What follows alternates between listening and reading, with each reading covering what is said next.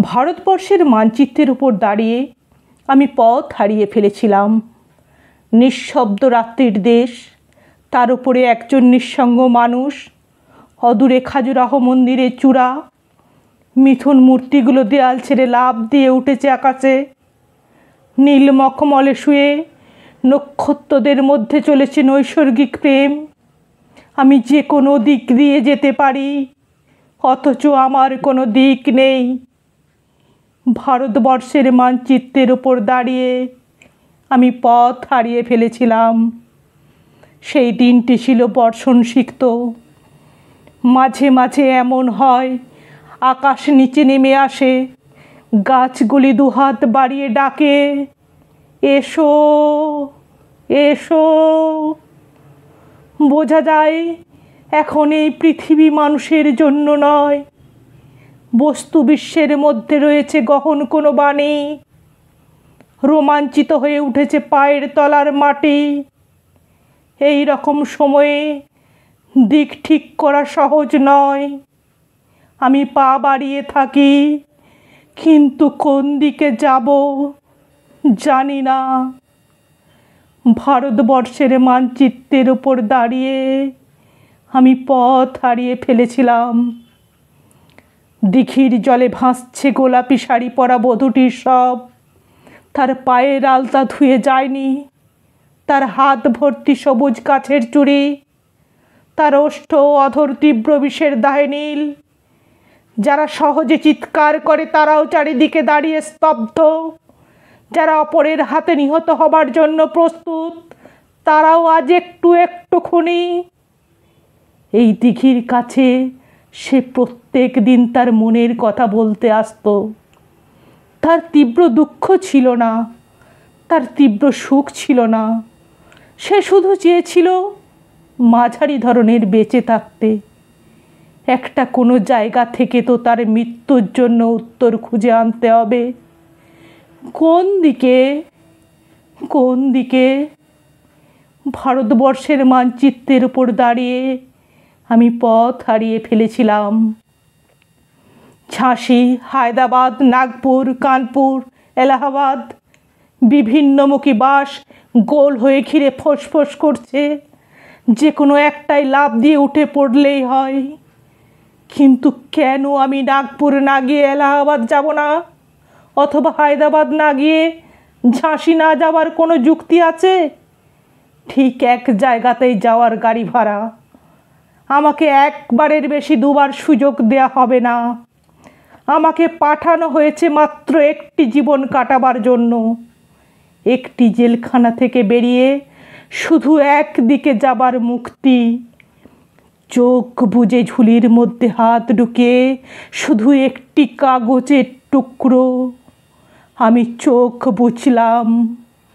এই রকম সময়ে মানুষ চোখ বুজে চুপ করে দাঁড়িয়ে থাকে এবং বৃক্ষের মতো স্থাণু হয়। ভারতবর্ষের মানচিত্রের উপর দাঁড়িয়ে আমি পথ হারিয়ে ফেলেছিলাম। চতুর্দিকে সব কিছুই অচেনা। দুদিক দিয়ে মানুষ আসে যায়, কেউ থামে না, কেউ চোখের দিকে চোখ ফেলে না, কেউ আমার কথা বোঝে না। আমি কারুর কথা বুঝি না। কারুর হাতে উজ্জ্বল নীল রঙের বল, কারুর হাতে পাংশু রঙের থালা। কেউ মুঠো মুঠো বাতাস খায়, কেউ অ্যালকোহল দিয়ে দাঁত মাজে।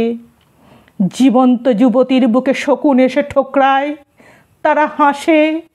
শিশু এসে মায়ের আদর কাটতে চাইলে মা কাঁদে। পোশাকের দোকানে মানুষ ঝুলছে, অপর মানুষের কোনো পোশাক নেই। মাংসের দোকানে মানুষ ঝুলছে, অপর মানুষের কোনো মাংস নেই। এই ঘোর অচেনা রাজ্যে আমি একটু দাঁড়াবারও জায়গা পাই না। আমি কি এখানকার কেউ নই? এ আমার দেশ, এ আমার দেশ বলে চিৎকার করে উঠি। কর্ণপাত করে না একজনও। এমনকি আমার দেশও কোনো উত্তর দেয় না। ভারতবর্ষের মানচিত্রের উপর দাঁড়িয়ে আমি পথ হারিয়ে ফেলেছিলাম। একটি ঠিকানাহীন চিঠি এসেছে।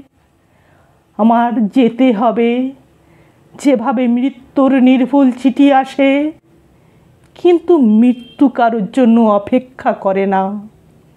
আমার জন্য একজন প্রতীক্ষায় বসে আছে। সে কোথায় জানি না। সে কি সমুদ্র কিনারে, কিংবা হিমালয়ের মর্মছায়ায়? সে কি বন্যায় ধুয়ে যাওয়া মাটির উপর নতুন পলিতে দাঁড়িয়ে আছে?